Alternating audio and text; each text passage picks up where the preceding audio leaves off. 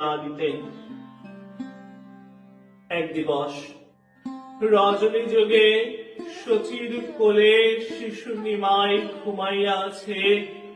শচীদেবী দেখিলেন যে নানাবিধ জ্যোতির্ময় মূরতি তাহার পুত্রকে ঘিরিয়া কি যেন করিতেছে।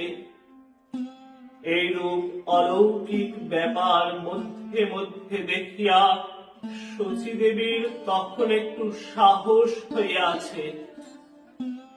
তখন তিনি ব্যস্ত হইয়া নিমাইকে ডাকিয়া বলিলেন, বাবা, তুমি তোমার পিতার ঘরে গিয়া শুইয়া থাকো।